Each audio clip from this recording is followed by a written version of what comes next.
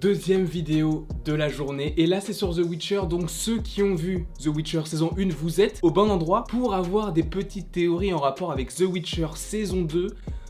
Voilà, c'était l'intro de la vidéo, ça annonce une belle vidéo. Ouais.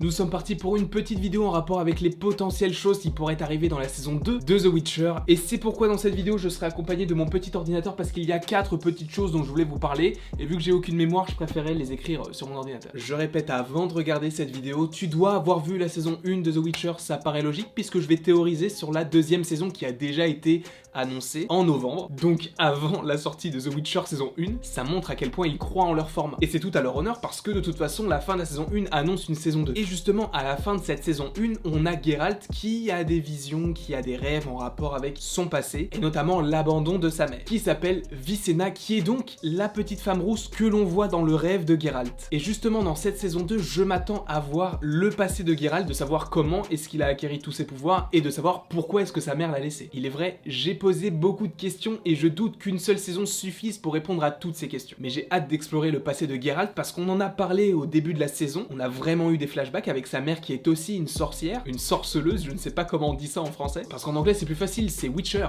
donc c'est plus facile. Et j'aimerais vraiment que dans cette saison 2, on explore aussi le passé de la mère, de savoir pourquoi est-ce qu'elle l'a laissé. Et ça, j'ai hâte de savoir ce qui va se passer, de savoir comment il va réagir, de savoir aussi si sa mère est morte ou non, d'en savoir aussi un petit peu plus sur le père de Geralt, même si je sais, il y a des comics, il y a des jeux vidéo en rapport avec l'histoire de Geralt, donc forcément on a déjà eu potentiellement ces réponses dans les histoires liées à ces médias. Seulement j'exprime mes théories en tant que simple spectateur de la première saison de The Witcher sans vraiment en connaître autour de cette série. Je me suis tout de même informé, mais je ne connais absolument pas tout l'univers de The Witcher qui est sûrement extrêmement vaste. Ensuite on passe à Yennefer qui est absolument pas morte, parce qu'on ne sait pas vraiment où elle est passée, un petit peu comme le Phénix dans X-Men 2, où elle fait un truc stylé en sauvant des gens et après elle disparaît en laissant penser qu'elle est morte, alors qu'en fait je suis sûr qu'elle n'est pas morte, parce que de toute façon la dernière phrase qui est stipulée dans la saison 1, c'est Ciri qui l'a dit à Geralt en disant où est Yennefer. Et cela montre vraiment l'importance de ce personnage, sachant qu'il a déjà eu une importance capitale dans la saison 1, en traversant son histoire sans vraiment comprendre si ça se passe actuellement dans le passé, même si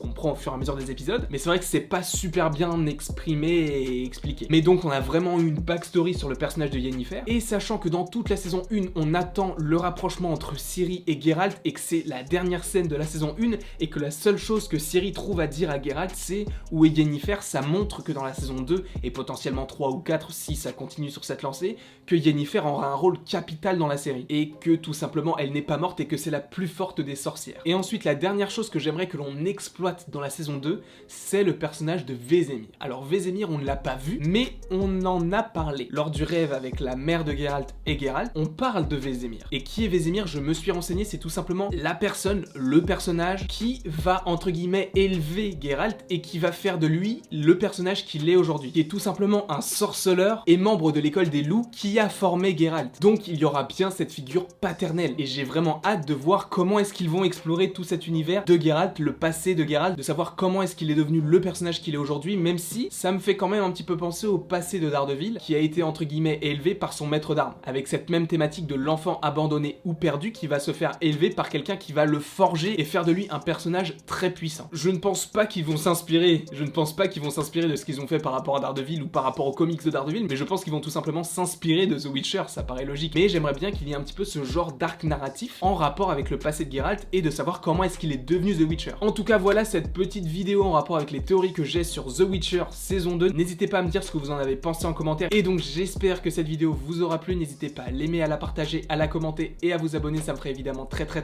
plaisir. Et il ne me reste plus qu'à vous dire à la prochaine pour la prochaine.